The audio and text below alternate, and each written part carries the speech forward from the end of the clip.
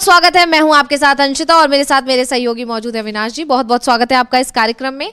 तो अभी जैसे हलचल मची हुई है, ट्रंप का एक बयान अब एक बार फिर मोदी सरकार के लिए, खासकर पीएम मोदी के लिए मुश्किल खड़ी कर रहा है। मतलब पहले अब प्रवासियों वाला जो मुद्दा था उसको लेकर मोदी सरकार पर सवाल उठ ही रहे थे कि वो जिन्हें ट्रंप को अपना दोस्त कहते हैं, हर ट्वीट करें या मुलाकात की बात हो या किसी भी बारे में जब ट्रंप का जिक्र आता है तो मोदी की तरफ से उन्हें माय फ्रेंड करके संबोधित किया जाता है। लेकिन जब से ट्रंप ने एक बार फिर से सत्ता संभाली है अमेरिका की, तब से ही उनके जो तेवर हैं वो बदले बदले नजर आ रहे हैं। जिस तरह से अब प्रवासियों को भेजा गया और इसके उलट रूस के या फिर दूसरे चीन के जब अप्रवासियों को भेजा गया तो उनके लिए पैसेंजर विमान का इस्तेमाल किया गया, जबकि भारत के भारतीयों को जब भेजा गया तो उनके बहुत बुरी स्थिति में उनको भेजा गया। यहां तक की खबर ये भी आई कि जो पगड़ी भी उछाली गई, कई सिख थे जिनकी। तो इस तरह की कह सकते हैं उनके साथ एक अमानवीय व्यवहार किया गया और इसको लेकर लगातार सवाल सरकार पर उठ रहे थे कि वो जवाब क्यों नहीं दे रही है या वो तल्खी क्यों नहीं दिखा रही है।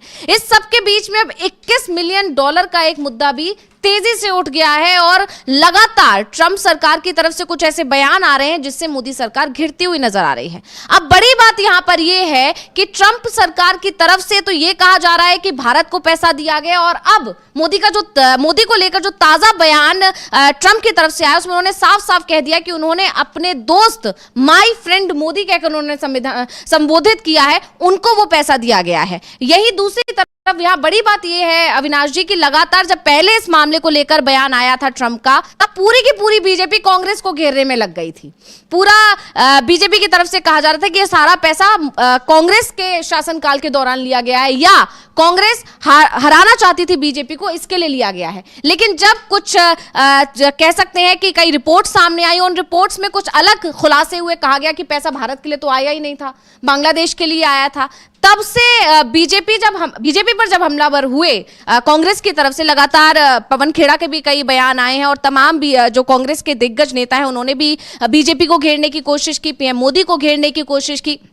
उसके बाद से बीजेपी कहीं ना कहीं शांत हो गई और अब जो ये ताजा मामला जो आया है, ट्रंप ने जिस तरह से बयान दिया है कि पैसा मेरे दोस्त मोदी को दिया गया, उनको जिताने के लिए दिया गया, तो इसके बाद से अब बीजेपी के अंदर ही पीएम मोदी के खिलाफ मोर्चा खोल दिया गया है और बीजेपी के दिग्गज नेता ने और पूर्व सांसद रह चुके हैं, उनका बयान ट्वीट किया। उन्होंने ट्वीट करके बाकायदा कोर्ट केस करने की धमकी दी है। साफ साफ कहा है पीएम मोदी अगर अब ट्रंप के इस बयान पर कोई प्रतिक्रिया नहीं देते हैं या कोई तल्खी नहीं दिखाते हैं, इस बयान का जवाब अगर पीएम मोदी नहीं देते हैं तो कहीं ना कहीं यह माना जाएगा कि ट्रंप जो बात कह रहे हैं वो सही कह रहे हैं और इसीलिए उन्होंने अब सीधे सीधे कोर्ट केस की धमकी दी है। तो पहले तो हम सुब्रमण्यम स्वामी का वो ट्वीट जान लेते हैं और उस पर हम आगे चर्चा करेंगे। लेकिन आपको क्या लगता है अविनाश जी, किस तरह से यहां पर अब पीएम मोदी बुरी तरह घिरे हुए दिखाई दे रहे हैं? उसके बाद हम सुब्रमण्यम स्वामी ने क्या लिखा है उसको आगे बताएंगे और ट्रंप ने क्या बोला है जिसके बाद सुब्रमण्यम स्वामी का यह बयान आया है उस पर ही आगे चर्चा करेंगे। लेकिन पहले जिस तरह से पीएम मोदी अब घिरे हुए दिखाई दे रहे हैं, पूरी बीजेपी घिरी हुई दिखाई दे रही है, उसको लेकर आपका क्या कहना है? हाँ, जब से यह मामला सामने आया, $21 मिलियन जो मदद का मामला जो आया है, शुरुआत में तो बीजेपी आक्रामक हो गई थी कांग्रेस पर और ये कहा गया था कि ये जो पैसा आया है ये जब कांग्रेस की सरकार थी 2008 में, उसके बाद ये पैसा दिया गया था। लेकिन बाद में जो रिपोर्ट्स आई हैं उनमें यह बताया गया है कि जो $21 मिलियन की जो बात डोनाल्ड ट्रंप कर रहे हैं वो 2021 के बाद, जो उसका टोटल जो अमाउंट है उसमें 2021 के बाद करीब 44% जो $US आया है वो 2021 के बाद आया है। तो जाहिर सी बात है 2021 के बाद तो नरेंद्र मोदी की सरकार चल रही है, 2014 से उनकी सरकार चली आ रही है। तो अब जवाब तो बीजेपी को देना है कि भाई जो US से जो पैसा मिला है, और सीधी सी बात, आपको जो पैसा चुनाव के लिए दिया गया है, तो एक विदेशी मदद आप कैसे ले सकते हैं देश के चुनाव के लिए? और डोनाल्ड ट्रंप का जो कहना है कि हमने यह पैसा अपने दोस्त मोदी को और भारत को दिया है, मतलब सीधा आरोप अब प्रधानमंत्री नरेंद्र मोदी के ऊपर है कि जो पैसा दिया गया है, डोनाल्ड ट्रंप बोल रहे हैं कि अमेरिका से जो मदद दी गई है भारत को वो प्रधानमंत्री नरेंद्र मोदी को दी गई है। तो जवाब तो अब एक तरीके से पीएम को ही देना है। और विदेश मंत्रालय की तरफ से कहा जा रहा है कि भाई जब तक सवाल बीजेपी की तरफ से उठ रहे थे तब तक विदेश मंत्रालय भी खामोश था। लेकिन जैसे ही बीजेपी इस पूरे मुद्दे में गिर गई है और ट्रंप का जब से बयान सामने आया है कि ये पैसे हमने नरेंद्र मोदी को, भारत के प्रधानमंत्री को दिए हैं, उसके बाद से विदेश मंत्रालय भी कुछ एक्टिव होता हुआ दिखाई दिया है और उसकी तरफ से बयान आया है कि जो 21 मिलियन डॉलर की मदद की जो बात अमेरिका से की जा रही है वो मदद हमें मिली ही नहीं है। बाकी दूसरे जो काम है वो करीब 6 प्रोजेक्ट में अमेरिका की मदद से काम चल रहा है। अब उनकी भी जांच एक तरीके से रिव्यू करने की बात की जा रही है। लेकिन मामला वही है कि अगर डोनाल्ड ट्रंप ये बयान दे रहे हैं कि 21 मिलियन डॉलर की जो एड दी गई है उसमें से अधिकतर जो मदद है वो मोदी के शासनकाल में ही मिली है, और वो जब ये बोलना है कि हमने अपने दोस्त मोदी को ये मदद दी है, तो जाहिर सी बात है अब सरकार को बीजेपी की तरफ से यदि कोई प्रतिक्रिया आती है तो उसका कोई मायने नहीं है। अब सरकार को सीधा सीधा यह बताना है कि डोनाल्ड ट्रंप जो बोल रहे हैं वो क्या सच बोल रहे हैं। अगर सच बोल रहे हैं तो जो कांग्रेस की तरफ से बोला जा रहा है कि भाई पूरी जानकारी सामने आनी चाहिए, वो पूरी की पूरी जानकारी, क्योंकि अब ये बजट सत्र का अभी तो एक तरीके से छुट्टी चल रही है, जब बजट सत्र का बचा हुआ हिस्सा शुरू होगा तो सरकार को ये मुद्दा एक तरीके से आपको सदन में विपक्ष की तरफ से उठाया जाएगा और सरकार को जवाब भी देना होगा। सरकार अब इस चीज़ से भाग नहीं सकती है, क्योंकि आरोप किसी नेता से या विपक्ष के नेता से या किसी उससे नहीं लगे। एक देश का राष्ट्रपति, अमेरिका का राष्ट्रपति यदि खुलकर ये चीज़ बोल रहा है कि मदद भारत के प्रधानमंत्री को दी गई है, तो जाहिर सी बात है भारत सरकार की तरफ से इसका जवाब जरूर जाना चाहिए। और यदि मदद मिली है तो बताया जाना चाहिए कि जो पैसा आया है वो किस तरीके से खर्च हुआ है। खाली वोट परसेंटेज बढ़ाने के लिए पैसा खर्च किए गए हैं या विपक्ष को बदनाम करने के लिए पैसे खर्च किए गए हैं, क्योंकि ये तो कई आरोप लगते रहे हैं कि सरकार की तरफ से विपक्ष के नेताओं का चरित्र हनन करने की कोशिशें लगातार की जा रही हैं। तो क्या जो अमेरिका से मदद आई है वो उसका जो खर्चा किया गया है, पैसा जो खर्च हुआ है, वो क्या विपक्षी दलों को बदनाम करने के लिए किया गया है या इसका मकसद कुछ और है कि जिस तरीके से बोला जा रहा है वोट टर्नआउट बढ़ाने के लिए। और ट्रंप ने तो यही बोला कि हम भी चाहते हैं कि हमारे पक्ष में वोट टर्नआउट बढ़े।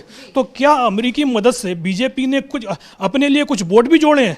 तो ये सारी चीज़ें सामने आना चाहिए। और अब जाहिर सी बात है जो कांग्रेस की तरफ से सवाल पूछे जा रहे हैं या विपक्ष की तरफ से सवाल पूछे जा रहे हैं उसका जवाब प्रधानमंत्री को ही देना है। जी बिल्कुल। तो अभी पहले हम ट्रंप का वो बयान सुनते हैं जिसने यहाँ पर हलचल मचा दी और खुद बीजेपी के नेता ने इतना मोर्चा खोल दिया और साफ साफ धमकी दे दी है कि अगर अब भी पीएम मोदी चुप रहते हैं या इस बयान पर कोई प्रतिक्रिया नहीं देते हैं, जवाब नहीं देते हैं, तो फिर उनके खिलाफ कोर्ट केस कर सकते हैं। वो ये बड़ी बात सुब्रमण्यम स्वामी ने कह दी है और इसके बाद से कांग्रेस को भी एक बड़ा मुद्दा हाथ लग गया। लेकिन पहले हम ट्रंप को सुनते हैं उन्होंने क्या कहा। $21 million going to my friend Prime Minister Modi in India for voter turnout. We're giving 21 million for voter turnout in India. What about us? I want voter turnout too, Governor. $29 million to strengthen the political landscape in Bangladesh. Went to a firm that nobody ever heard of.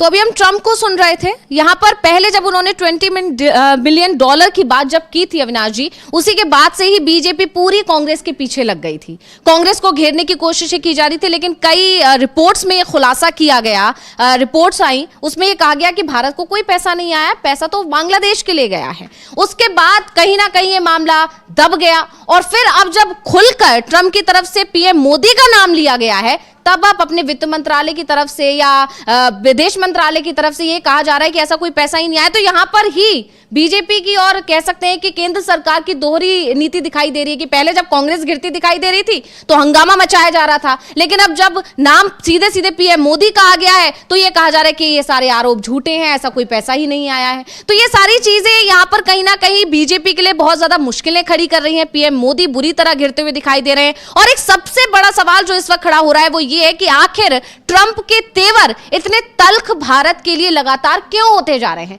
इस पर आगे भी चर्चा करेंगे, लेकिन पहले हम सुब्रमण्यम स्वामी का वो ट्वीट जान लेते हैं जो उन्होंने लिखा है और सीधे सीधे पीएम मोदी पर निशाना साधा है।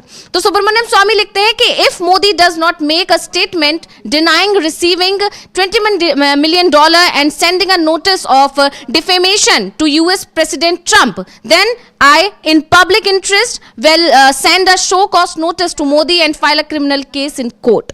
साफ साफ सुब्रमण्यम स्वामी का यही कहना है कि इस मामले के खिलाफ अगर यहां पर जिस तरह से मोदी को बदनाम करने की कोशिश की जा रही है, अगर जिस तरह बीजेपी कहेगी, क्योंकि जाहिर है ट्रंप के इस बयान पर जब सवाल पूछा जाएगा बीजेपी से तो उनकी तरफ से यही कहा जाएगा कि ये सिर्फ पीएम मोदी को बदनाम करने की साजिश है। और हो सकता है कि जिन्हें आज अपना दोस्त कहते आए हैं, अभी तक पीएम मोदी कहते आए हैं माय फ्रेंड ट्रंप, हो सकता है कल को ये आरोप भी लगा दे कि कहीं ना कहीं विपक्ष ने हाथ मिला लिया है और विपक्ष के इशारे पर ये हो रहा है, या वहां से कहीं ना कहीं विपक्ष को इसमें लपेटने की कोशिश की जाएगी। तो ऐसे में पहले से ही सुब्रमण्यम स्वामी जो बीजेपी के ही नेता हैं, उनकी तरफ से साफ साफ कहा गया है कि जो बदनाम करने के आरोप अब जो लगाए जाएंगे, तो अगर वाकई में बदनाम किया जा रहा है तो इसके खिलाफ तुरंत नोटिस भेजना चाहिए, पीएम मोदी को जवाब देना चाहिए। लेकिन अगर वो ऐसा नहीं करेंगे तो जो जनता है, पब्लिक इंटरेस्ट की बात यहां पर की, उसको देखते हुए मैं खुद शो कोज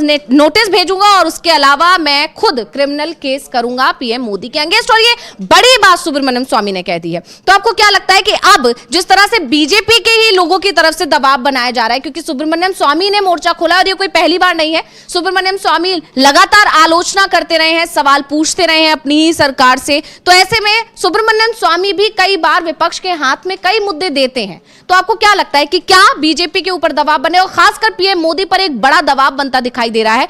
अब प्रवासी जो अवैध जो लोग थे, उनके आने के बाद से पहले ही बीजेपी सरकार और मोदी सरकार घिरी हुई है, ऐसे में ये मुद्दा और कितनी मुश्किल बढ़ा सकता है? नहीं, सबसे बड़ी बात तो जो सुब्रमण्यम स्वामी ने बोला है कि अगर डोनाल्ड ट्रंप झूठ बोल रहे हैं तो आपको नोटिस देना चाहिए, आपको जवाब मांगना चाहिए।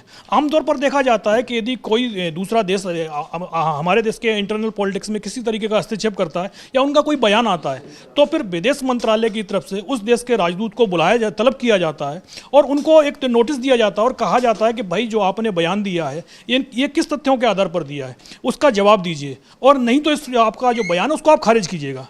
तो क्या अभी तक अमेरिका के विदेश मंत्रालय को नोटिस जारी किया गया है? भारत में दूतावास को कर्मचारियों को बुलाया गया है कि उनको समन भेजा गया है कि जो डोनाल्ड ट्रंप ने जो बयान दिया है वो किस आधार पर दिया है? तो इस तरीके की तो हमें अभी तक कोई घटना सुनाई नहीं दी है। और यही चीज़ सुब्रमण्यम स्वामी की तरफ से कही जा रही है कि अगर डोनाल्ड ट्रंप का बयान सच है, जो ट्रंप बोल रहे हैं, तो फिर सरकार को बताना चाहिए कि जो 21 मिलियन यूएस डॉलर की एड मिली है, इसका खर्च कहाँ हुआ है। ये मिली है तो जाहिर सी बात है पैसा खर्च भी हुआ होगा, ऐसा तो है नहीं कि वहाँ से मदद मिली और यहाँ पे पैसा एक तरीके से फ्रीज कर दिया गया हो। और दूसरी बात ये, अगर ये मदद नहीं मिली है, ट्रंप झूठ बोल रहे हैं, अमेरिका की तरफ से ये जो भारत पर जो आरोप लगाए जा रहे हैं वो गलत हैं, तो फिर आप उनको नोटिस जारी कीजिएगा। जो अमेरिका का दूतावास है उनको समन भेजा जाना चाहिए। लेकिन इस तरीके का कुछ भी नहीं हो रहा है। हमने देखा अभी नरेंद्र मोदी अभी यूएस गए भी थे, अमेरिका के राष्ट्रपति से मिले थे, तब भी जब देश में जो आपने मुद्दा उठाया कि जो प्रवासी भारतीय वहाँ अमेरिका में रह रहे थे उनको जिस तरीके से वापस भेजा जा रहा है, अब उनको अमेरिका से हटाकर पनामा की होटल में बंद करके रख दिया गया है। तो जाहिर सी बात है कि ये मुद्दे उठाए जाने चाहिए थे, लेकिन ये मुद्दे उठाए नहीं गए डोनाल्ड ट्रंप के सामने। तो अब आप उसके बाद देखिएगा कि 3 विमान आ चुके हैं और हर बार वही कहानी दोहराई जा रही है। भारतीयों के हाथ में बेड़ियाँ हैं, पैरों में बेड़ियाँ, हाथों में हथकड़ी लगी हुई हैं, और जब वो अमेरिका जब चाइना के और रूस के नागरिकों को भेजते हैं तो फिर वो पैसेंजर प्लेन में जा रहे हैं। तो अमेरिका की दोहरी नीति तो साफ साफ दिखाई दे रही है। लेकिन दोहरी नीति क्यों है भाई? जब आप यदि सख्ती से जवाब देंगे, क्योंकि ट्रंप को ही पता है कि अगर वो चाइना के नागरिकों को जिस तरीके से भारत के नागरिकों को भेज रहे हैं उसी तरीके से चाइना या रूस के नागरिकों को भेजेंगे तो वहाँ से तुरंत उसी तरीके का जवाब आएगा। तो और जब यदि अमेरिकी के नागरिकों को यदि उस तरीके से भेजे गए तो फिर डोनाल्ड ट्रंप को अमेरिका में तो सवालों के जवाब देना मुश्किल हो जाएगा। तो इसीलिए अमेरिका की जो डोनाल्ड ट्रंप की नीति है वो चाइना के लिए और रूस के लिए तो अलग है, लेकिन भारत के लिए उनकी नीति अलग है। भारत को लेकर तो लगातार सीधा सीधा धमकी दे रहे हैं। जब जिस समय डोनाल्ड ट्रंप से नरेंद्र मोदी मुलाकात भी कर रहे थे तो उस समय भी डोनाल्ड ट्रंप भारत पर टैरिफ लगाने की धमकी दे रहे थे। मुलाकात के बाद भी आप देखिएगा वो लगातार बोल रहे हैं कि भारत के खिलाफ हम 100% का टैरिफ लगा देंगे, 150% का टैरिफ लगा देंगे। लेकिन भारत की तरफ से अभी तक ट्रंप के किसी भी बयान के खिलाफ कोई भी एक तरीके से प्रतिक्रिया नहीं दी गई है। मतलब जो ट्रंप बोल रहे हैं उसको सिर्फ सुन लिया जाता है। और जिस तरीके से यूएस एड का जो मुद्दा उठा है, इस मामले में तो अभी तक आप देखिए सरकार की तरफ से कोई बयान नहीं आया है। विदेश मंत्रालय ने बस खाली ये कह दिया है कि भाई इस तरीके की मदद हमें नहीं मिली है। लेकिन सिर्फ ये कह देने से ये काम नहीं चलेगा, क्योंकि वहाँ से यदि राष्ट्रपति की तरफ से बयान, अमेरिका के राष्ट्रपति का बयान आ रहा है, तो आपको अमेरिका को ये चीज़ बतानी पड़ेगी कि भाई आप ये किस तथ्य पर बोल रहे हैं, आपको जवाब मांगना पड़ेगा। और नहीं मांगेंगे तो जिस तरीके से सुब्रमण्यम स्वामी बोल चुके हैं कि हम कोर्ट में जाएंगे और आपराधिक क्रिमिनल केस फाइल करेंगे, और अगर क्रिमिनल केस फाइल होता है तो जाहिर सी बात है उसके बाद सरकार की कितनी बदनामी होनी है। उससे अच्छा तो यही है वो बता दें कि भाई पैसा मिला है, तो वो पैसा खर्च कहाँ हुआ है। जी बिल्कुल। अब जैसे ही सुब्रमण्यम स्वामी का ट्वीट तो आ ही गया है, उनके तरफ से तो लगातार सवाल पूछा ही जा रहा है, इसके अलावा विपक्ष भी हमलावर हो गया है। और बड़ी बात यह है कि विपक्ष को घेरने की कोशिश कहीं ना कहीं पहले की जा रही थी, तो ऐसे में जो है ट्रंप की तरफ से इतना बड़ा खुलासा करना, बाकायदा ये कहना कि पीएम मोदी को पैसा दिया गया है, ऐसे में विपक्ष तो हमलावर हो गई। और यही चीज पवन खेड़ा के उन बयानों में दिखाई भी दी जो उन्होंने हाल ही में दिए। तो क्या कुछ बोले हैं पवन खेड़ा, पहले सुनते हैं।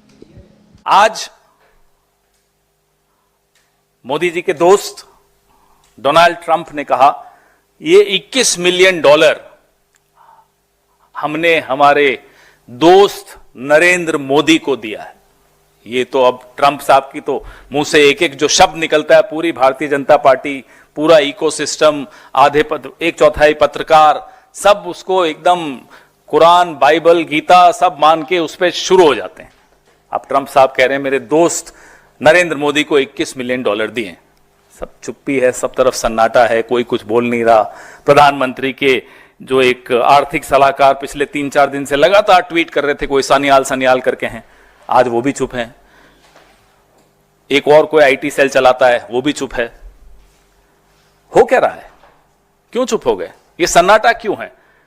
वो एक गाना था, दुश्मन न करे दोस्त ने वो काम किया है। आज मोदी जी के दोस्त ने वो काम करके दिखा दिया। ये 21 मिलियन डॉलर कहां गए, हम नरेंद्र मोदी जी से जानना चाहते हैं।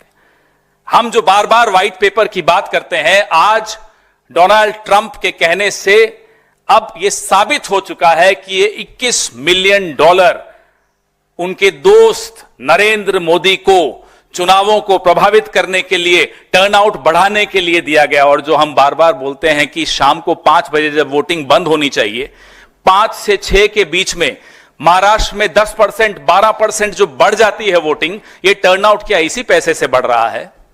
हम ये जानना चाहते हैं। लगातार आप देख रहे हैं कि जब से इनका 400 पार का जो हवा निकली, क्या ये विदेशी फंड के बावजूद, वो फंड और इधर इनका घमंड इतना ज्यादा था कि वो हवा फिर भी निकल गई। आप कितना ही विदेशी फंड ले आइए, भारत के लोकतंत्र को आप कमजोर नहीं कर पाएंगे। ये मैंने आपको आज एक डेवलपमेंट बताई जो बहुत विस्फोटक डेवलपमेंट है, जहां ट्रंप साहब खुद बता रहे हैं कि उन्होंने अपने दोस्त को, अमेरिका ने डोनाल्ड ट्रंप के दोस्त यानी कि नरेंद्र मोदी को 21 मिलियन डॉलर दिए हैं। इसका भारत की करेंसी में क्या होता है, डॉलर का रेट तो आजकल बहुत ज्यादा है, देख लीजिएगा कितना होता है। कितना? 181 करोड़। वो सुबह था, फिर डॉलर और बढ़ गया होगा, रुपया और लुढ़क गया होगा, तो देख लेना कितना होता है, कैलकुलेट कर लेना। तो अभी पवन खेड़ा को हम सुन रहे थे अविनाश जी, इन्होंने कई मुद्दों पर बात की और अभी आखिर में जो उन्होंने लाइन बोली, उन्होंने डॉलर को लेकर भी तंज कसा कि किस तरह से लगातार रुपया लुढ़कता जा रहा है और डॉलर का रेट बढ़ता जा रहा है, इस पर भी उन्होंने तंज कसा। और उसके अलावा उन्होंने साफ साफ सवाल किया है कि जो 21 मिलियन डॉलर आए वो कहां गए, इसका जवाब पीएम मोदी को देना चाहिए, पूरी बीजेपी को देना चाहिए, केंद्र सरकार को देना चाहिए। तो ये अपने आप में बड़ा सवाल है। और इसी के बीच में एक जो है नियुक्ति की गई है और उसने भी सवाल खड़े कर दिए हैं। अभी हाल ही में जहां पर ट्रंप का ये बयान आता है और उसी रात को एक खबर आती है, जानकारी निकल कर आती है कि जो पूर्व आरबीआई गवर्नर है शक्तिकांत दास, उनको कहीं प्रधान सचिव नियुक्त कर दिया गया है। तो इसको लेकर क्या अपडेट है आपके पास? और उससे ज्यादा बड़ा सवाल यह है अविनाश जी कि आखिर अचानक से ये नियुक्ति क्यों की गई? जहां एक तरफ 21 मिलियन डॉलर को लेकर सवाल उठ रहे हैं, हर कोई ये सवाल पूछ रहा है कि आखिर जो पैसा आया है वो आखिर गया कहां है। और सबसे बड़ा सवाल जो अभी पवन खेड़ा को हमने सुना, उन्होंने कहा कि आप जानते हैं जैसे कि महाराष्ट्र चुनाव हुए, दिल्ली चुनाव हुए,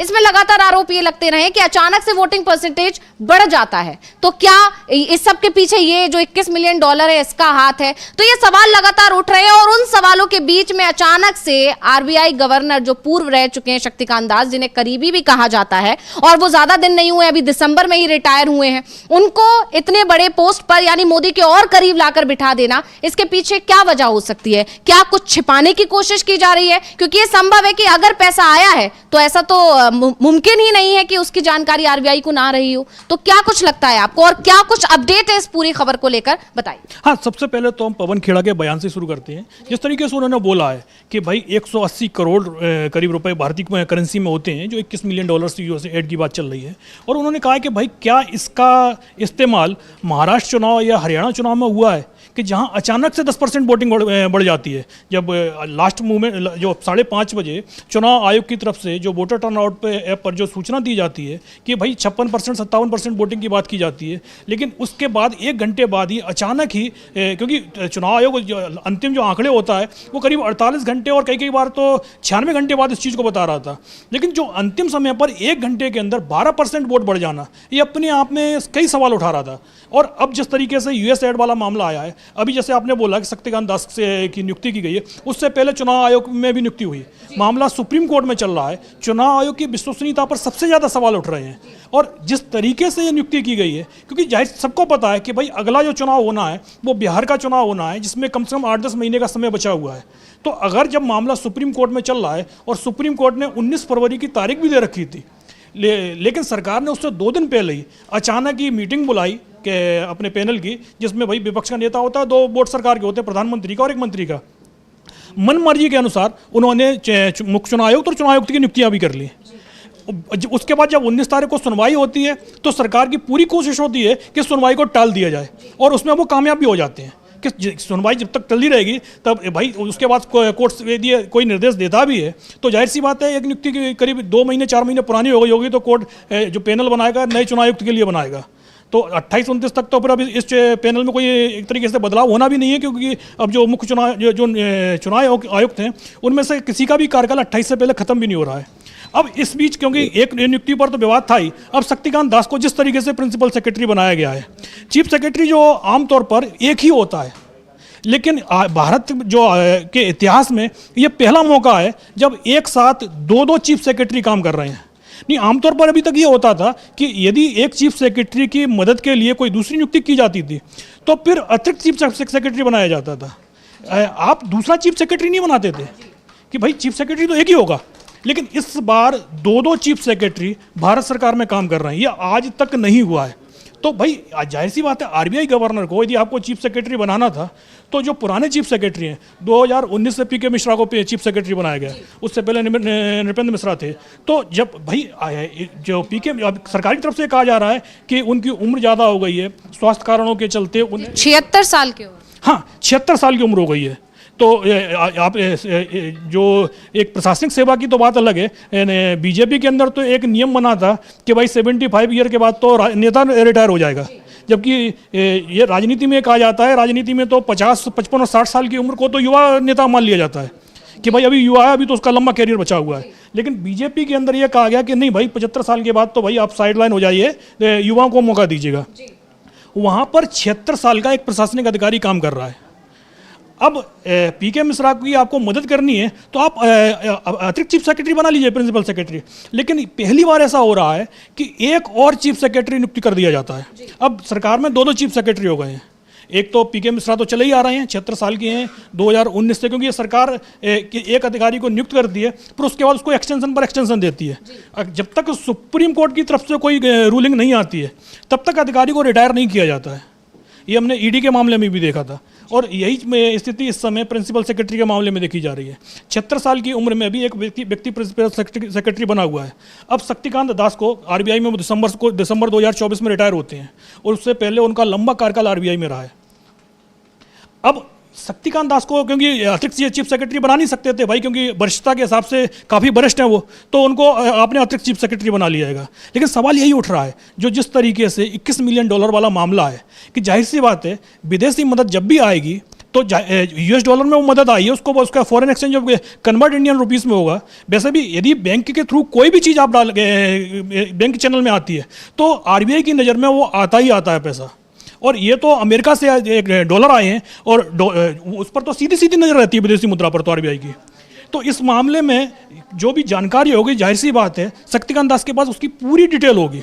और इसीलिए डोनाल्ड ट्रंप का आरोप आता है जैसे ही कि माय फ्रेंड मोदी को हमने 21 मिलियन डॉलर की मदद दी है, उसके तुरंत बाद ही शक्तिकांत दास को प्रिंसिपल सेक्रेटरी नियुक्त कर दिया जाता है। तो सवाल तो उठेंगे उठेंगे कि क्या आरबीआई का के जो गवर्नर पूर्व हैं वो कोई जानकारी लीक ना करें, क्योंकि सबकी नज़रें तो शक्तिकांत दास की तरफ ही उठ रही थी। क्योंकि 2021 के बाद से 2024 तक अगर जो 21 मिलियन डॉलर मिले हैं और ये कहा जा रहा है कि 44% जो हिस्सा है वो इसी दौरान आया है, और उस दौरान आरबीआई के गवर्नर शक्तिकांत दास थे। तो जाहिर सी बात है कि शक्तिकांत दास को पता होगा कि ये पैसा किस अकाउंट में आया है और कहाँ कहाँ ये पैसा गया है, किस किस अकाउंट में पैसा गया है। तो क्या इसीलिए शक्तिकांत दास को आरबीआई के गवर्नर जो रिटायर हुए हैं और उनको आप देखते हैं 3-4 महीने बाद ही उनको प्रिंसिपल सेक्रेटरी नरेंद्र मोदी बना रहे हैं। तो क्या इन चीज़ों को छुपाने की कोशिश चल रही है? लेकिन अगर ये कोशिश चल भी रही है तब भी ये कामयाब नहीं हो पाएगी, क्योंकि ये मुद्दा विपक्ष अब छोड़ेगा नहीं। आप अमेरिका में जाते हैं और गौतम अडानी के ऊपर आपसे कोई सवाल पूछा जाता है तो आप उसको निजी मामला बोलकर टाल देते हैं कि भाई इसका दो देशों की जो नीति है उनमें इसका कोई मायने नहीं होता है। लेकिन ये जो मुद्दा है ये सीधा सीधा भारत के चुनाव प्रक्रिया में विदेशी हस्तक्षेप से जुड़ा हुआ है। इसको आप कोई निजी मामला नहीं बोल सकते, इसका जवाब तो सरकार को देना ही होगा। और सरकार कब जवाब देती है, क्योंकि जाहिर सी बात है कि संसद सत्र में ये मुद्दा उठना ही उठना है। इस बार हमने देखा था जब संसद सत्र शुरू हुआ था तो प्रधानमंत्री का एक बयान आया था कि भाई पहला सत्र ऐसा हो रहा है कि जब सत्र शुरू हो रहा है तो विदेश से कोई ऐसी खबर नहीं आ रही है जिससे विपक्ष सरकार के ऊपर हमलावर हो। लेकिन सत्र के बीच में अभी ऐसी खबर आ गई है जो और सीधा सीधा अमेरिका के राष्ट्रपति ने सीधा बोला है, जिनको नरेंद्र मोदी अपना दोस्त बोलते हैं। तो अब सरकार एक तरीके से विपक्ष पर यह आरोप भी नहीं लगा सकती है कि उनकी सरकार को बर्खास्त करने के लिए विपक्ष विदेशी मदद ले रहा है। यहाँ तो जो हमारे प्रधानमंत्री हैं उनके दोस्त की तरफ से आरोप आए हैं, तो अब सरकार को यह जवाब देना ही पड़ेगा। जी बिल्कुल। ट्रंप के शपथ लेने से पहले ही, मतलब सिर्फ जब उनको चुन लिया गया था उसके बाद से उनके तेवर भारत को लेकर लगातार तल्ख दिख रहे हैं। और इस बार जो ये तल्खी है उनके व्यवहार में पीएम मोदी को लेकर, भारत को लेकर, इससे सवाल लगातार उठ रहे हैं कि आखिर इसकी वजह क्या है। और उसके बाद एक के बाद एक मामले आ रहे हैं, एक के बाद एक बयान ट्रंप के आ रहे हैं। उससे भी बीजेपी और पीएम मोदी और भारत घिरता चला जा, भारत सरकार इसलिए घिर रही है क्योंकि पीएम मोदी इस वक्त सत्ता में है और उनके दौरान ऐसा हो रहा है, जो कि अपने आप को दोस्त बताते हैं। वो लगातार दावे करते हैं कि ट्रंप उनके दोस्त हैं, लेकिन इधर ट्रंप का व्यवहार बदलता जा रहा है। तो इस पर हम आगे और चर्चा करेंगे कि आखिर ये बदलाव क्यों आ रहा है, क्या इसकी वजहें हो सकती हैं, क्यों तल्खी दिखाई दे रही है, इस पर आगे चर्चा करेंगे। लेकिन इससे पहले बड़ी बात यह है कि आज इंडिया पाकिस्तान का मैच है अविनाश जी, और हमारे सभी दर्शक उसका बेसब्री से इंतजार कर रहे होंगे मैच का। क्या कुछ जानकारी है आपके पास, क्योंकि आज बहुत ज्यादा उत्साह होगा, जो भी क्रिकेट प्रेमी है वो टकटकी लगाए बैठे होंगे अभी से ही पूरी प्लानिंग करके, क्योंकि वैसे भी और संयोग से हमारे संडे भी है आज, तो लोगों की छुट्टियां हैं, छुट्टी के चलते लोग बैठे होंगे और अभी से ही पूरी तैयारी कर ली गई होगी, कोई बाहर नहीं जा रहा होगा, यानी आज सब टीवी के आगे बैठेंगे। तो आपके पास अभी तक क्या अपडेट है, क्या जानकारी है मैच को लेकर, कौन कौन खेलने वाला है, कहां हो रहा है मैच, क्या कुछ है, सब कुछ बताएं। हाँ, जो आज 2:30 बजे मैच स्टार्ट होगा, 2 बजे टॉस होना है। चैंपियंस ट्रॉफी का ये मुकाबला है और भारत और पाकिस्तान की टीम चैंपियंस ट्रॉफी में से आईसीसी जो ट्रॉफी है 50 ओवर की, वर्ल्ड कप में आज तक भारत पाकिस्तान से नहीं आ रहा है। आईसीसी की सिर्फ एक ये ट्रॉफी है जिसमें भारत और पाकिस्तान लगभग बराबर पर रहे हैं, और देखा जाए तो पाकिस्तान थोड़ा भारी ही पड़ा है। अभी तक 5 मैच चैंपियंस ट्रॉफी में भारत और पाकिस्तान की टीमें आपस में भिड़ चुकी हैं। 5 में 3 बार पाकिस्तान जीता है और 2 बार भारतीय टीमें जीती है। तो यदि आप इतिहास को देखेंगे तो चैंपियंस ट्रॉफी में लगभग मुकाबला बराबरी पर है।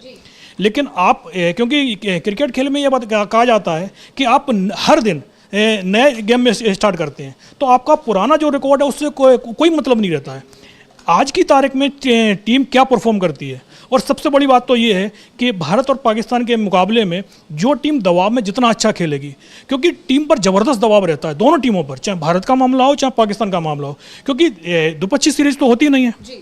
आप भारत और पाकिस्तान की टीम यदि कहीं भिड़ती है तो आईसीसी ट्रॉफियों में ही उनके मुकाबले हो पाते हैं, चाहे 20 ओवर का मुकाबला हो, 20-20 हो, या फिर 50 ओवर का एडिशन हो, क्योंकि टेस्ट मैच तो आप लंबे समय से दोनों टीमों के बीच में नहीं हुए हैं। इस बार भी भारत ने अपनी टीम पाकिस्तान नहीं भेजी है। भारत के जितने भी मुकाबले हैं वो सारे के सारे मुकाबले दुबई में खेले जा रहे हैं, जबकि पाकिस्तान की टीम अपने सारे मैच पाकिस्तान में ही खेलेगी। सिर्फ भारत के खिलाफ खेलने के लिए उनको दुबई में जाना पड़ रहा है, क्योंकि ये जो पूरा टूर्नामेंट है पाकिस्तान में ही आयोजित हो रहा है। लेकिन और ये जो मुकाबला है वो पाकिस्तान और भारत दोनों के लिए बहुत महत्वपूर्ण हो गया है, क्योंकि जो टीम हारेगी उसके लिए सेमीफाइनल में पहुंचना मुश्किल हो जाएगा। भारत के पास तो एक मौका भी है कि यदि वो न्यूजीलैंड के खिलाफ अगला जो अपना अंतिम मुकाबला ग्रुप स्टेज का खेलेंगे और उसमें वो न्यूजीलैंड को हरा देते हैं तो आज के मुकाबले का बहुत ज़्यादा असर नहीं पड़ेगा। लेकिन पाकिस्तान यदि आज का मैच हार जाता है तो वो प्रतियोगिता से बाहर हो जाएगा, क्योंकि उसके बाद सिर्फ एक मैच बचेगा और एक मुकाबला जीतकर आप सेमीफाइनल में नहीं पहुंच पाएंगे। और दूसरी बात, मैच से पहले जो पाकिस्तान के कोच हैं आकिब जावेद, उनका बयान आया है कि जो टीम हमने न्यूजीलैंड के खिलाफ उतारी थी हम उसी स्क्वाड के साथ जा रहे हैं। पाकिस्तान की टीम न्यूजीलैंड से जो पहला मुकाबला खेली थी, ओपनिंग मुकाबला था, उसमें 60 रन से हार गई थी। और आकिब जावेद का कहना है कि भाई जो विकेट है वो दुबई का, क्योंकि पाकिस्तान के लिए दुबई का मैदान भी होम ग्राउंड ही माना जाता है, दुबई में काफ़ी क्रिकेट खेलते रहते हैं। दूसरी तरफ भारत का, क्योंकि भारत को पाकिस्तान जाना ही नहीं था, तो भारतीय टीम भी दुबई पहले समय से पहले पहुंच गई थी और लगातार वहाँ प्रैक्टिस कर रही है। तो दुबई का मैदान दोनों ही टीमों के लिए अनजान नहीं है, तो इसीलिए कोई सरप्राइज तो नहीं होगा। और क्योंकि भारत पिछला मुकाबला जीता है तो इसलिए एक तो अपर एज है ही है, और दूसरी बात यह है कि भारतीय टीम में भी किसी भी तरीके के बदलाव के संकेत नहीं मिल रहे हैं। तो आज की टीम में, आज के मैच में जो टीम दबाव में जितना अच्छा परफॉर्म करेगी जीत उसी को मिलेगी। और जाहिर सी बात है जो टीम पहले खेलेगी उसकी कोशिश यही होगी कि 300 से बड़ा स्कोर टारगेट बोर्ड पर लगा दिया जाए, क्योंकि 300 से कम यदि टारगेट होता है तो फिर मुकाबले में, क्योंकि जिस तरीके से आप देख रहे हैं मैच, पिछला मैच हुआ था ऑस्ट्रेलिया और इंग्लैंड का, जिसमें 350 रन भी ऑस्ट्रेलिया ने बड़े आराम से चेज कर लिए। तो इसलिए कि आज की तारीख में एक समय था से 25-30 साल पहले तो 270-280 रन का जो टारगेट होता था वो अच्छा टारगेट माना जाता था, लेकिन आज की तारीख में 300 रन एक तरीके से मान लिया जाता है कि इसको चेस किया जा सकता है। इसलिए भारतीय टीम यदि पहले बल्लेबाजी करती है तो कोशिश होनी चाहिए वो 340-350 के आसपास कम से कम टारगेट पाकिस्तान को दे, क्योंकि इस मैच में काफ़ी दबाव वाले मैच में जितना भी आप टारगेट देते हैं मान के चलिएगा 20-30 रन उसमें एक्स्ट्रा जुड़ जाते हैं। तो और यदि पाकिस्तान खेलता है तो कोशिश यही होनी चाहिए कि उसको 300 रन के अंदर अंदर रोक लें, क्योंकि मुकाबला दबाव का है, क्योंकि दोनों टीमों के पास अच्छे बल्लेबाज हैं। लेकिन जैसे भारतीय टीम में तो कई ऑलराउंडर खेल रहे हैं, तो दूसरी तरफ पाकिस्तान की जो टीम है न्यूजीलैंड के खिलाफ जरूर उनको हार मिली है, लेकिन जिस तरीके से उनके अंतिम क्रम के बल्लेबाजों ने संघर्ष दिखाया था, एक समय तो ऐसा लग रहा था कि संभवतः पाकिस्तान 100 से ज़्यादा रनों से हार जाएगा, लेकिन अंतिम मौके पर जिस तरीके से 47 ओवर जब खत्म हुए तो स्थिति ये हो गई थी कि पाकिस्तान संभवतः मैच जीत भी सकता है, लेकिन उनके पास विकेट नहीं बचे थे।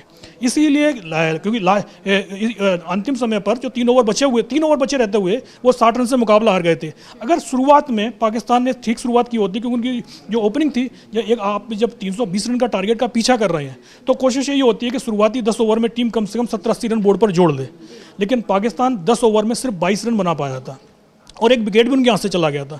जिस तरीके से धीमी शुरुआत हुई थी, अगर पाकिस्तान उस शुरुआत को थोड़ा तेजी से शुरुआत करे कि भाई 10 ओवर में 50-55 रन बनाते हैं, तब तो भारत के लिए कुछ चिंता की बात हो सकती है।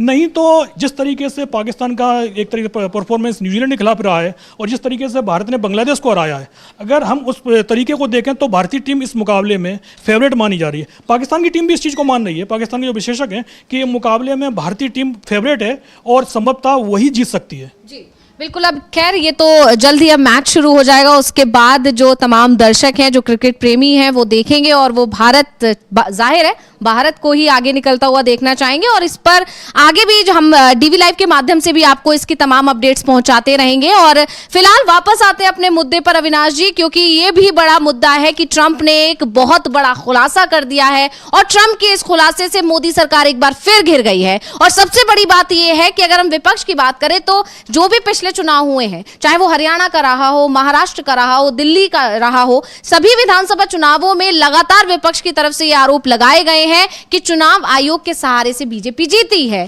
पहले आरोप ये लगाया गया था जब हरियाणा चुनाव के नतीजे आए थे, उस दौरान पवन खेड़ा ने बाकायदा प्रेस कॉन्फ्रेंस करके आरोप लगाया था कि ईवीएम्स बदली गई हैं और जिन ईवीएम्स की बैटरी 99% है वहां पर बीजेपी की जीत हुई है, वहीं जहां पर कम है वहां पर कांग्रेस को जीत मिली है। तो पहले भी चुनाव आयोग पर इस तरह के तमाम तमाम आरोप लगाए गए थे, बाकायदा चिट्ठी लिखी गई थी चुनाव आयोग को, लेकिन चुनाव आयोग ने हर बार की तरह उन तमाम आरोपों को खारिज कर दिया था। इसके बाद महाराष्ट्र चुनाव में तो एक नया ही मामला निकल कर आया और महाराष्ट्र चुनाव के दौरान यह सामने आया कि अचानक से कुछ ही घंटों में कई प्रतिशत जो वोटर्स हैं वो बढ़ गए, मतलब वोटिंग बढ़ गई। तो इसको लेकर भी लगातार सवाल उठ रहे थे और बाकायदा विपक्ष की तरफ से सबूत रखे गए थे, लेकिन चुनाव आयोग ने उसको भी उतना गंभीरता से नहीं लिया और कहीं ना कहीं मामले को टालने की कोशिश की। और सबसे बड़ी बात तो ये देखने को मिली कि जब दिल्ली विधानसभा चुनाव होने वाले थे, उससे पहले जब चुनाव आयोग की तरफ से घोषणा की जानी थी तारीखों की, उस दिन भी दिल्ली विधानसभा चुनाव से ज्यादा बात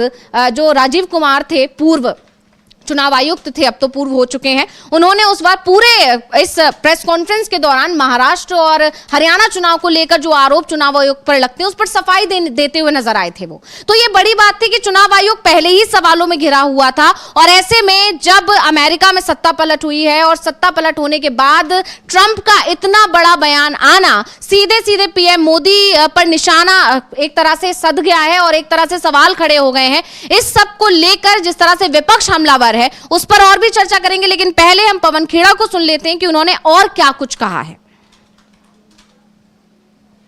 हमारी जो मांग है वो ये है कि जो राजनीतिक दल हैं या जो राजनीतिक व्यक्ति हैं या जो गैर सरकारी लेकिन राजनीतिक संगठन हैं, कुछ संगठन अपने आप को सांस्कृतिक संगठन बताते हैं वो राजनीतिक संगठन, पंजीकृत भी नहीं है, उनको विकास एजेंसियों द्वारा, यूएसएड द्वारा, विशेष तौर पे यूएसएड द्वारा कितना पैसा कब मिला, सिलसिलेवार हर साल का हमें ये खुलासा चाहिए। क्योंकि अब जब आपने ये शुरू किया है, हम पर झूठ बोलना शुरू किया है, तो हम चाहते हैं अब आप इसका जवाब दीजिए। और पीएम साहब, आपसे भी एक आग्रह है कि आपका एक दोस्त है, आप तो एक कॉल करते हो डोनाल्ड ट्रंप कुछ करते हो, तो डोनाल्ड ट्रंप साहब से आप आज फोन करें, जाग गए होंगे अब तक, फोन करें, कितना वॉशिंगटन में जो भी समय होगा देख लें, उनको फोन करें और उनसे दृढ़ता से कहिए कि साहब आपने मेरे बारे में ऐसा क्यों कहा, $21 मिलियन का आरोप मुझ पर क्यों लगाया, और नहीं कर पा रहे हैं तो फिर आरोप सच है, फिर सुबह की इंतजार करते हैं, आप देश को बताइए कि $21 मिलियन कहां गया, यह तो आपको बताना चाहिए। और तब तक ये जो जितने संघी पत्रकार हैं, संघी इन्फ्लुएंसर्स हैं, संघी कन्वर्ट्स हैं, जो परसों कुछ थे आज संघी हो गए हैं, उन सब को अपना मुंह बंद कर देना चाहिए, क्योंकि रोज उनकी हंसी उड़ रही है, जग हंसाई हो रही है। आज बेचारे सुबह उठ के कुछ ट्वीट करते हैं, दोपहर तक ट्रंप साहब आ जाते हैं, रात को कुछ ट्वीट करके सोते हैं, सुबह इंडियन एक्सप्रेस में कुछ छप जाता है। मोदी जी का वो जोशी कुछ बना के देता है, जर्नलिस्ट को बांटता है, एडिटर्स को भेजता है कि सुबह ये चलाना है, तब तक वॉशिंगटन पोस्ट आ जाती है। तो अब थोड़े दिन आप लोग चुप रहिए, आपकी बहुत खिल्ली उड़ चुकी है, देश की खिल्ली मत उड़ाइए। अब ये दो दोस्तों के बीच का मामला है, एक दोस्त ने बड़ा धोखा दे दिया मोदी जी को, हमें बड़ा बुरा लग रहा है। अब बुरा लग रहा है, मुस्कुरा रहे हैं, वो अलग बात है, लेकिन बुरा सच में लग रहा है, ऐसे दोस्त नहीं होने चाहिए। लेकिन मोदी जी, ये देश का मामला है, you owe a response to the country. Did you or did you not take $21 million from the United States of America to influence the elections in India? When they talk about increasing turnout of voters, is it what you have been doing between 5 p.m. on polling day and 7 p.m.? Suddenly you see a spike of 12% in the voting rate, voters turnout. Is this the money being spent there? We want a white paper wherein every penny, every cent taken by any political organization, political individual needs to be mentioned. The country deserves to know. तो अभी हम पवन खेड़ा को सुन रहे थे और उन्होंने वही बात कही है जिसे बाद में सुब्रमण्यम स्वामी ने दोहरा दिया है। उन्होंने साफ साफ कहा है कि अगर ये आरोप गलत है, जिस तरह से ट्रंप ने बयान दिया है कि पीएम मोदी को दिया गया है, अगर ये गलत कह रहे हैं ट्रंप, तो इस पर बीजेपी को और पीएम मोदी को, भारत सरकार को जवाब देना चाहिए। और अगर आप जवाब नहीं दे पा रहे हैं तो फिर आपको जवाब भारत की जनता को देना चाहिए और विपक्ष के सवालों के जवाब देने चाहिए कि आखिर अगर पैसा आया है तो क्यों आया, किस लिए आया, कैसे आया और पैसा फिर गया कहां, कैसे उसका इस्तेमाल किया गया। क्या जो ये धांधली के आरोप चुनाव आयोग पर लग रहे हैं, क्या पैसे का इस्तेमाल वाकई धांधली करने के लिए किया गया है। जो ये लगातार तीसरी विधानसभा चुनाव जो हुए उसमें बीजेपी को जो जीत मिली है, क्योंकि तमाम सर्वे रिपोर्ट्स थे, वो तमाम सर्वे रिपोर्ट्स इसी तरफ दावा कर रहे थे, उनमें यही कहा जा रहा था कि जीत तो इस बार बीजेपी की नहीं होने वाली है। और अगर हम दिल्ली की बात करें तो कहा जा रहा था कि आम आदमी पार्टी सत्ता में वापसी करेगी, हरियाणा में पूरी तरह बीजेपी साफ हो जाएगी। वहां पर अगर हम बात करें महाराष्ट्र में, तो कुछ रिपोर्ट्स में यह कहा जा रहा था कि सरकार एनडीए की बन रही है, तो कुछ रिपोर्ट्स में यह भी दावा किया जा रहा था कि अगर सरकार एनडीए की बनती भी है तो बीजेपी की स्थिति इतनी अच्छी नहीं होगी, डबल डिजिट में बीजेपी सिमट जाएगी। लेकिन बीजेपी ने तो वहां बम्पर जीत हासिल कर ली। तो इस तरह से कहीं ना कहीं आरोप लगातार लग रहे थे और इस बीच में ट्रंप का इतना बड़ा खुलासा करना अपने आप में तमाम सवाल खड़े करता है और उन्हीं सवालों के जवाब विपक्ष की तरफ से मांगे जा रहे हैं। और इसी बीच में अब बीजेपी के ही दिग्गजों का साथ विपक्ष को मिलता दिखाई दे रहा है। तो ऐसे में कहीं ना कहीं पीएम मोदी पर और पूरी बीजेपी पर एक दबाव यहां पर बनता दिख रहा है। और इसके अलावा सबसे बड़ी बात जो है, अभी जब हम सुन रहे थे पवन खेड़ा को, तो उन्होंने पत्रकारों को भी लपेट लिया है, गोदी मीडिया जिस पर आरोप लगते हैं उनको भी लपेट लिया। उन्होंने कहा है कि अब आप कुछ दिन के लिए शांत हो जाइए, क्योंकि आप कुछ भी कहेंगे उसके बाद एक नई जानकारी सामने आ जाएगी, फिर आपको उसकी सफाई देनी पड़ेगी और उसके बाद फिर एक नई जानकारी सामने आ जाएगी। तो ऐसे में खिल्ली जो आप लोगों की उड़ रही है वो नहीं उड़नी चाहिए, इसलिए अब आप सलाह मानिए और शांत बैठिए। इसके अलावा कहीं ना कहीं उन्होंने मजाकिया अंदाज में यह भी कहा कि उन्हें बहुत दुख है कि एक दोस्त ने पीएम मोदी को धोखा दे दिया, क्योंकि माई फ्रेंड ट्रंप कहकर लगातार संबोधित करते रहे पीएम मोदी। और इसीलिए जब से ट्रंप के तेवर तल्ख हुए हैं, बीजेपी की हालत और खासकर पीएम मोदी की हालत बहुत खस्ता है। और जब से कह सकते हैं कि नतीजे आए थे और ये से तय हो गया था, ये साफ हो गया था कि अब राष्ट्रपति दोबारा से बनने जा रहे हैं ट्रंप, उसके बाद से कहीं ना कहीं बीजेपी और पीएम मोदी बहुत उत्साहित थे। लेकिन उनका उत्साह पहले ही दिन से लगातार डाउन होता दिखाई दे रहा है। तो क्या कुछ इसको लेकर आप कहना चाहेंगे अविनाश जी? हाँ, नहीं, जो वो बात तो ठीक है कि जिस तरीके से पवन खेड़ा ने बोला है कि जिस दिन पहली बार जब एलन मस्क की तरफ से इस तरीके की सूचना आई उनको कि डीओजी डिपार्टमेंट है कि $21 मिलियन की जो एड है भारत को जो दी जा रही थी उसको हम बंद कर रहे हैं, तो सबसे पहले जितने जो पत्रकार थे बड़े बड़े, उन सभी ने सीधा सीधा आरोप एक तरीके से सीधा कांग्रेस पर लगा दिया था कि कांग्रेस विदेशी मदद से भारत में जो सरकार को बदलने की कोशिश कर रही है। जॉर्ज सोरोस का नाम भी लेके आए कि भाई जॉर्ज सोरोस के माध्यम से कांग्रेस पार्टी तक पैसे पहुंचाए गए हैं। लेकिन जैसे ही ट्रंप का बयान आया और उन्होंने सीधा सीधा नरेंद्र मोदी को इसमें लपेट लिया, उसके बाद से जो लोग कांग्रेस से सवाल पूछ रहे थे वो सारे के सारे खामोश हो गए। भाई अब सीधा सीधा जब एक राष्ट्रपति बोल रहा है तो आपको सरकार से सवाल पूछना चाहिए। और मीडिया की तो ये एक तरीके से जवाबदेही भी होती है कि अगर कोई भी चीज़ ऐसी है जो राष्ट्र के खिलाफ है, यदि एक अमेरिका की तरफ से आरोप लग रहा है तो उसकी सफाई सरकार से मांगे। लेकिन हम देख रहे हैं कि इस तरीके का कोई भी मीडिया की तरफ से बयान नहीं, ना तो किसी टीवी चैनल में इस तरीके की डिबेट दिखाई दे रही है, ना प्रिंट में ऐसा कुछ दिखाई दे रहा है कि सरकार से सवाल पूछा जा रहा है कि डोनाल्ड ट्रंप ने जो बोला है उसकी सच्चाई क्या है। जब सीधा सीधा नाम प्रधानमंत्री का लिया गया है तो पहली बात तो यही है कि प्रधानमंत्री को इस पर जवाब देना चाहिए। लेकिन अगर प्रधानमंत्री नहीं बोल रहे हैं तो सरकार की तरफ से इस पर बयान आना चाहिए कि डोनाल्ड ट्रंप ने जो बोला है उसमें कोई सच्चाई नहीं है, डोनाल्ड ट्रंप झूठ बोल रहे हैं। आप इस चीज़ को कबूल तो कीजिएगा कि भाई अमेरिका की तरफ से झूठ बोला जा रहा है। लेकिन अगर आप बयान नहीं दे रहे हैं तो इसका मायने साफ साफ है कि जो बात डोनाल्ड ट्रंप बोल रहे हैं वो सच बोल रहे हैं। जो $21 मिलियन की जो मदद दी गई है और जिस तरीके से बताया जा रहा है कि 2021 के बाद से मदद बढ़ाई गई है, तो उस पर सीधा सीधा जो सरकार है, मोदी सरकार, वही घिरी हुई है। और जब जवाब देना है तो सरकार की तरफ से आज जवाब दिया जाए, कल दिया जाए, जब जवाब तो देना ही पड़ेगा, क्योंकि जितना लेट करेंगे, क्योंकि आप जिस तरीके से आपने 3 चुनाव की बात की कि महाराष्ट्र की, दिल्ली की और हरियाणा की, तीनों चुनाव में जब शुरुआत में जो सर्वे चल रहे थे, ग्राउंड रिपोर्ट जो बताई जा रही थी, और वो साफ साफ बता रही थी कि बीजेपी के लिए बहुत ज़्यादा मुश्किलें हैं, उनके जीतना के चांसेस बहुत कम बताए जा रहे थे। और पिछले 10-12 साल से, जब से मोदी राज शुरू हुआ है, उसके बाद से जो चुनाव शुरू हुए हैं भारत में, उनको भी यदि आप समीक्षा करके देखें पिछले 10-15 साल में, तो यही दिखाई दे रहा था कि हरियाणा और महाराष्ट्र में जो पार्टी लोकसभा में लीड करती है वही विधानसभा में भी लीड करती है। जो पार्टी लोकसभा में चुनाव हार जाती है वो पार्टी पर विधानसभा में मुश्किल में फंस जाती है।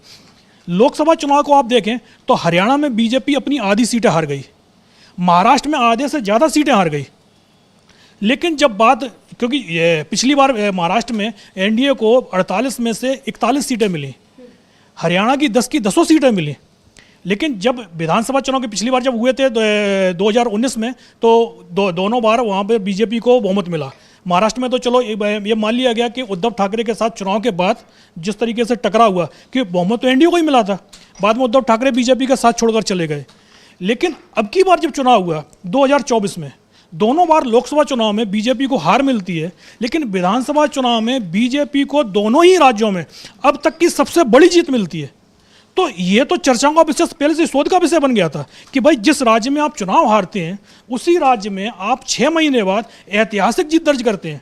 हरियाणा में जब बीजेपी की लहर चल रही थी तब भी उसको 48 सीटें नहीं मिली हैं। उसी तरीके से महाराष्ट्र में जब पिछली बार ये कहा जा रहा था कि चुनाव है ही नहीं, 200 सीटें के ऊपर एनडीए चला जाएगा, तब भी बीजेपी 105 पर सिमट गई थी। लेकिन इस बार जब ये कहा जा रहा था कि इस बार जो एनडीए महाराष्ट्र में चुनाव हारने वाला है, तो हम देखते हैं कि 232 सीटें आ जाती हैं 288 सीटों में से, बीजेपी 132 सीट पर पहुंच जाती है, यानी अकेले ही दम पर बीजेपी बहुमत के करीब होती है।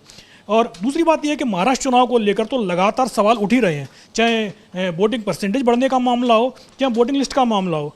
8 तारीख को, जैसे 8 फरवरी को दिल्ली चुनाव के नतीजे आने वाले थे, तो उससे एक दिन पहले ही 7 तारीख को राहुल गांधी ने प्रेस कॉन्फ्रेंस भी की थी।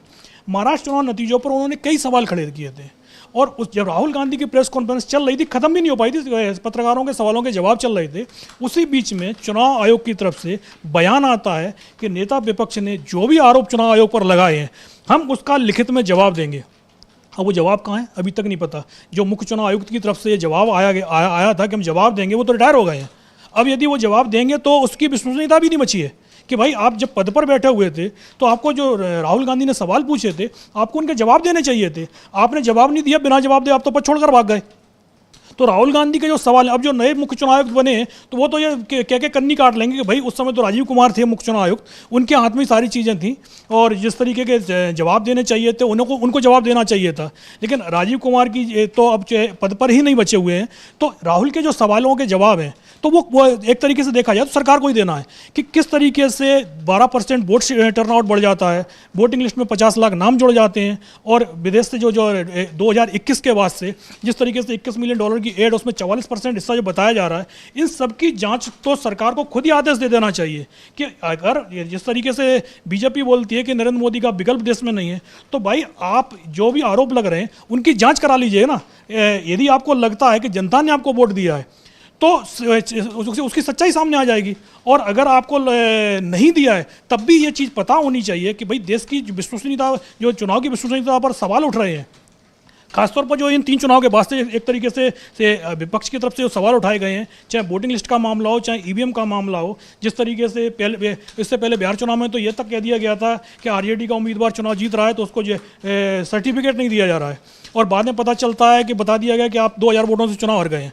तो इस तरीके के यदि आरोप चुनाव आयोग पर लगते हैं तो सीधा सीधा लोकतंत्र पर ही सवाल उठ रहे हैं, और यदि विदेशी हस्तक्षेप वाला जो मामला है ये बहुत ही गंभीर मामला है और इस पर सरकार को जवाब देना चाहिए। जी बिल्कुल, सवाल लगातार अब सरकार से पूछे जा रहे हैं, पहले चुनाव आयोग से पूछे जा रहे थे, सरकार से भी पूछे जा रहे थे। कहीं ना कहीं कहा जा रहा था कि चुनाव आयोग को सरकार का सहारा है, और कई मौकों पर जब चुनाव आयोग घिरता दिखाई दिया तो सरकार की तरफ से कुछ कानून बदल दिए गए, और उसके चलते फिर चुनाव आयोग के समर्थन में, या कह सकते हैं कि सपोर्ट में, या कह सकते हैं कि ढाल बनकर केंद्र सरकार आ गई। आपको याद होगा हरियाणा चुनाव के बाद जो याचिका लगाई गई थी, उसके बाद जो निर्देश दिए गए थे चुनाव आयोग को, लेकिन उसको पूरा कानून को ही बदल दिया गया। यानी एक दूसरे का कह सकते हैं कि सहायता करते हुए दिखाई देते हैं लगातार ये दोनों, और इसी को लेकर अब जब ट्रंप ने इतना बड़ा खुलासा किया है तो पीएम मोदी से अब जवाब मांगा जा रहा है, विपक्ष जवाब मांग रहा है, उनके अपने लोग जवाब मांग रहे हैं और जनता तो जवाब मांग ही रही है। तो यहां पर पूरी तरह से बीजेपी घिरती चली जा रही है। और वही मुद्दा, सबसे बड़ी बात यह है कि चाहे देश की बात हो या विदेश की बात हो, मुद्दा सिर्फ और सिर्फ चुनाव पर ही उठ रहा है कि आखिर बीजेपी जीत कैसे रही है। यह सवाल लगातार उठ रहा है और अब ट्रंप के जो बयान है उसने भी यह सवाल और पुख्ता कर दिया है कि आखिर इस जो बीजेपी लगातार जीती है, जैसा कि आपने कहा अविनाश जी कि जब लोकसभा चुनाव के नतीजे आए थे उस दौरान बीजेपी की स्थिति खराब थी, 400 पार का सपना बीजेपी देख रही थी, लेकिन बहुमत भी अकेले हासिल नहीं कर पाई। और आज स्थिति ये है कि यहां पर अपने सहयोगियों के दम पर, जब दो बैसाखियों के दम पर चल रही है और इसी वजह से नायडू और नीतीश दोनों की सभी शर्तें माननी पड़ती हैं, लगातार उनको खुश करना पड़ता है।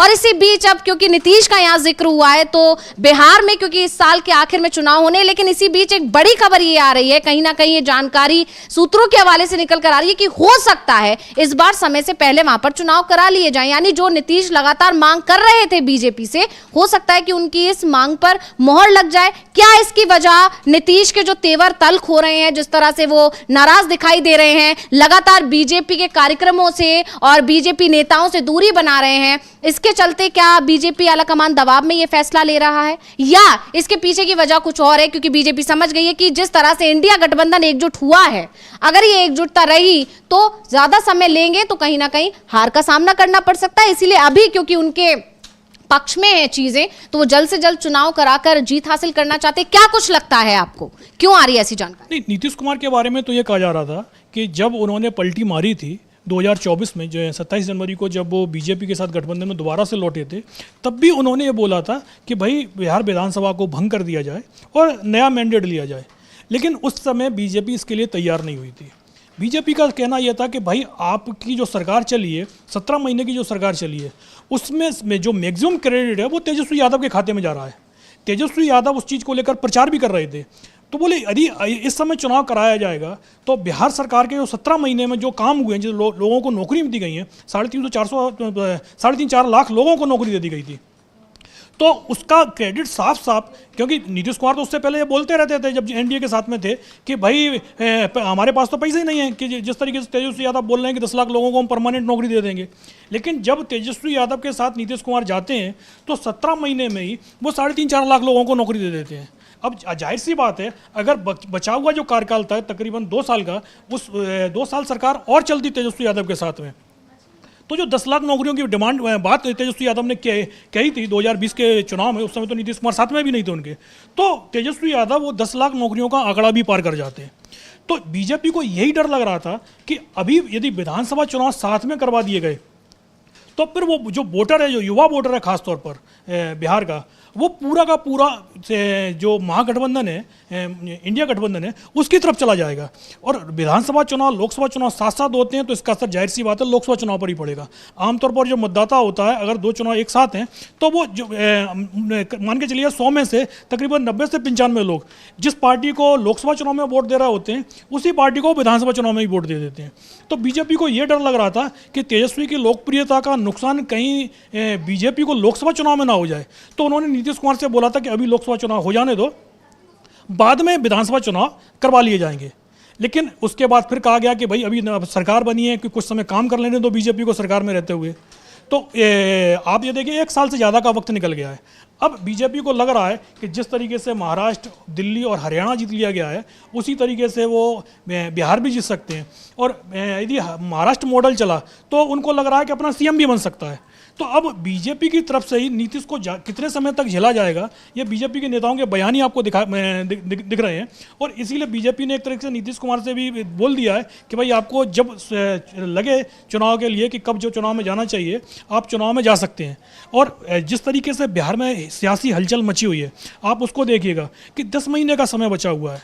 लेकिन जिस तरीके से एनडीए के अंदर बयान आ रहे हैं, जीतन राम मांझी 28 तारीख को उन्होंने रैली बुला रखी है, अपनी औकात बताने की बात कर रहे हैं। वो 40 सीटों पर दावेदारी उनकी चल रही है। चिराग पासवान का अलग उनका आप देख रहे हैं, उनके बयान मतलब उन्होंने एक तरीके से गठबंधन के पक्ष में आपने देखिए कोई बयान उनका नहीं आ रहा है। वो किसी तरीके की यात्रा एनडीए के लिए नहीं निकाल रहे हैं। एनडीए की जितनी मीटिंगें हो रही हैं उसमें चिराग पासवान दिखाई नहीं दे रहे हैं।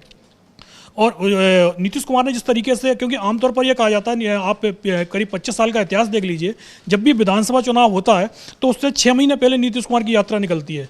वो पूरे बिहार में कोई ना कोई एक यात्रा जरूर निकालते हैं। लेकिन इस बार नीतीश कुमार ने, नवंबर में चुनाव होना है, नवंबर 2025 में, और यात्रा निकाली कब? दिसंबर 2024 से निकालना शुरू कर दिया उन्होंने प्रगति यात्रा निकाली। 4 चरण में यात्रा थी और वो यात्रा उनकी फरवरी में ख़त्म भी हो गई है।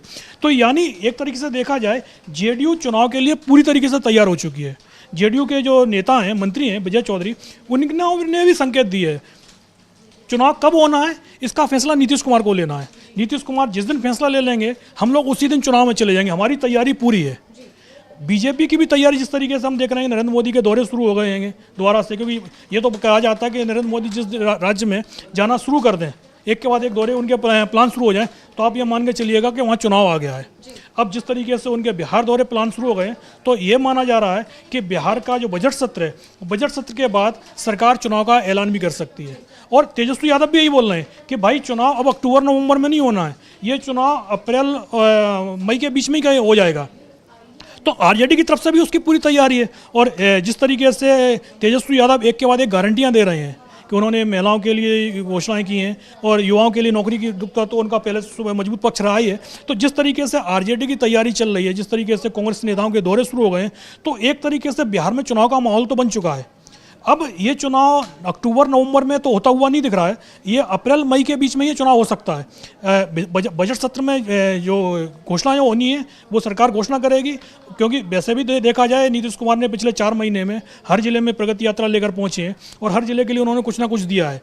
तो अब क्योंकि जाहिर सी अब आपने जो घोषणाएं की हैं, 1 साल में अगर वो घोषणाएं ज़मीन पर नहीं दिखाई देती हैं तो जनता की नज़र में आपकी एक तरीके से पोल खुल जाएगी। तो इसीलिए घोषणाएं करने के तुरंत बाद आप यदि चुनाव में चले जाते हैं और जनता से बोलते हैं देखो भाई हमने आप ये चीज़ आपको देने के लिए बोल दिया है, अब अगर हमारी सरकार बनेगी तो इस पर अमल होगा।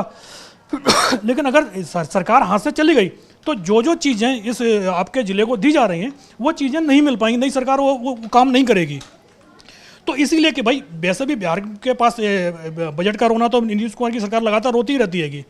और अब जिस तरीके की उन्होंने कई बड़ी बड़ी घोषणाएं कर दी हैं, ये बीजेपी को भी पता है, जेडीयू को भी पता है कि ये घोषणाएं पूरी नहीं हो पाएंगी। तो इसीलिए इनकी एक तरीके से पोल खोले, उससे पहले ही चुनाव की यदि घोषणा करा ली जाए तो ये कोई बड़ी बात नहीं है। लेकिन फिर भी ये देखना होगा कि भाई यदि आज की तारीख में चुनाव की घोषणा होती है तो क्या जो एनडीए गठबंधन है क्या वो जीत पाएगा, क्योंकि महागठबंधन की भी तैयारी पूरी है। आरजेडी शांत नहीं बैठी है। तेजस्वी यादव का तो साफ कहना है कि यदि आज चुनाव की घोषणा कर दें तो हम आज तैयार हैं। तैयारी एनडीए के अंदर ये नहीं है, इंडिया गठबंधन तो पूरी तरीके से एकजुट है। आप देख लीजिए जिस तरीके से राहुल गांधी यदि वहाँ पहुँचते हैं तो लालू यादव से मिलने के लिए पहुंच जाते हैं, लेकिन नीतीश कुमार जब दिल्ली आते हैं तो बीजेपी के किसी नेता से मुलाकात नहीं कर रहे हैं। तो एनडीए में तो इस समय फूट दिखाई दे रही है। तो आज चुनाव होता है तो जिस तरीके से बिखरा हुआ एनडीए कि क्या वो एकजुट महागठबंधन का मुकाबला कर पाएगा, यह भी बड़ा सवाल है जी। और इसके अलावा कई लोगों की ये भी कहना है, जानकारी ये भी आ रही है कि जिस तरह से चुनाव आयोग पर लगातार सवाल उठ रहे हैं और चुनाव आयोग पर सवाल उठने के बीच जो ये $21 मिलियन वाला मामला जो अचानक से उठा है, और उसके अलावा जिस तरह से ट्रंप का बयान आ गया है उसको कहीं ना कहीं दबाने के लिए कि कहीं कोई सच्चाई बाहर ना निकल कर आ जाए, शक्तिकांत दास को जो अचानक से सचिव बना दिया गया है, ये अचानक से ये नियुक्ति की गई है, ये सब भी एक बड़ी वजह हो सकती है विपक्ष के पास, क्योंकि सवालों का अंबार है। विपक्ष लगातार सवाल कर रहा है।